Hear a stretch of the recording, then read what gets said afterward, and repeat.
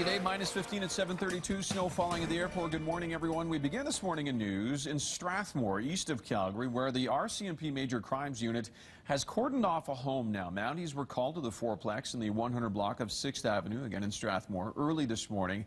Police are not saying yet why they're there, but they do have a section taped off. They're keeping the media backed away from that scene. Calgary firefighters reminding all of us about the dangers of thin ice after rescuing a man last night who spent about 20 minutes in the icy, cold Bow River.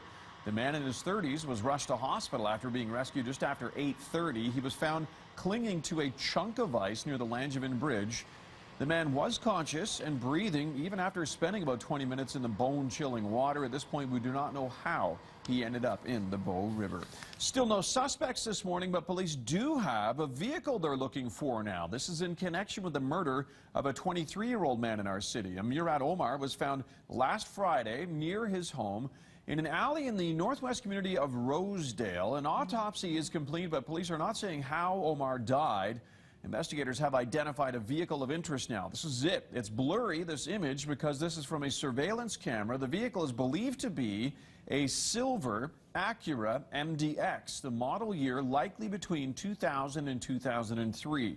If you know this vehicle or see this vehicle, Calgary police do want to hear from you. Police believe Murad Omar was killed in a targeted attack. At this point, though, detectives do not think Omar's killing is connected to that mass shooting on New Year's Day in Calgary that left a 26-year-old man dead. A funeral is going to be held this afternoon for 6 of the 8 victims from last week's mass murder-suicide in Edmonton. 53-year-old Pu Lam killed his estranged wife, 5 members of her family, all at her home, among them 2 young children, including his own 8-year-old son. After that, he went to another home, killing a 37-year-old woman. A day after that, Lam took his own life. Grade 3 students at an Edmonton school are trying to cope with the loss of a classmate now. Elvis Lam is the 8-year-old murdered by his father. Elvis's classmates are drawing pictures to help remember the boy. Many kids say Elvis is a friend who loved math and science. A prayer table and a therapy dog are also on hand in school as counselors speak to Elvis's classmates. The students were very aware, and some were very articulate in terms of what they understood happened. To lose a child at such a young age is extremely difficult. It's traumatic for us. Pu Lam's final victim was 37-year-old Cindy Dong. She was laid to rest yesterday. Not clear exactly why Pu Lam killed Dong. Police do say, though, she was not his intended target. An investigation is underway now into the crash of a Greyhound bus near Jasper that left 21 people hurt. The driver and 20 of his 35 passengers suffered mostly minor injuries when the vehicle went off a highway early yesterday. The bus was heading from Edmonton to Prince George at the time. Passengers who were not hurt were taken to Jasper's fire hall to keep warm until another bus came and picked them up. 7:36, time to focus on business. Business editor Mike Epple joining us now. Mike, oil, wow, $50 US a barrel. Not a good thing for the provincial economy. That was so 24 hours ago, Ted, because it's below $49 a barrel this morning.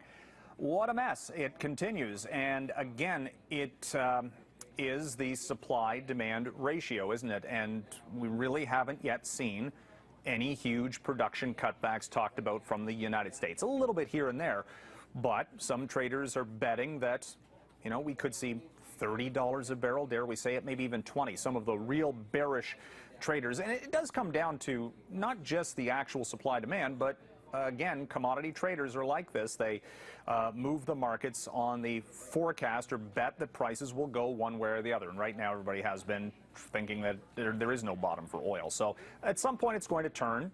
Can't predict when. The boon to consumer spending, though, is it costs a heck of a lot less to fill up the pumps. But the ripple effect through the economy, the government revenue numbers, those are going to be very interesting over the next several months here as we come into budget season. And what about real estate? We've seen listings jump in the Calgary market. Prices have remained steady, if not higher, but does that trickle-down effect start? Meantime, out in Vancouver, they're paying over $1 million for an average property now, and here in Toronto, it's astronomical as well. So a lot of factors at play. TSX this morning, opening the day, modestly lower, coming off a free fall yesterday of 360. Nothing of that nature so far today.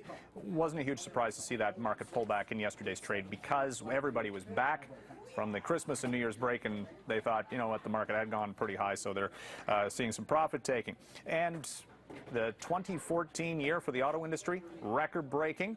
Saw big sales of light pickup trucks and SUVs in the later stages of 2014, and that trend is expected to continue. So again, winners and losers throughout the economy, and it all sometimes does come back to what we're paying to fill up the gas tank. Ted, back to you. All right, good stuff. Thank you, Mike. That's business editor Mike Epple. You can hear Mike on 660 News at 26 and 56 after the hour.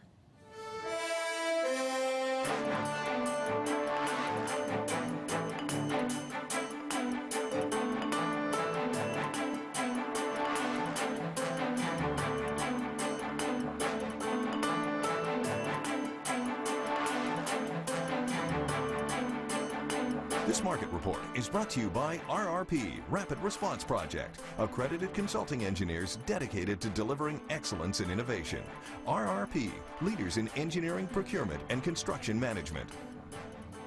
And that's your news to 7:39. Still minus 15 with snow falling. Calgary, Tara, as you know, under a snowfall warning today. That's it for news. Exactly. More on that coming up after the break. Weather and traffic.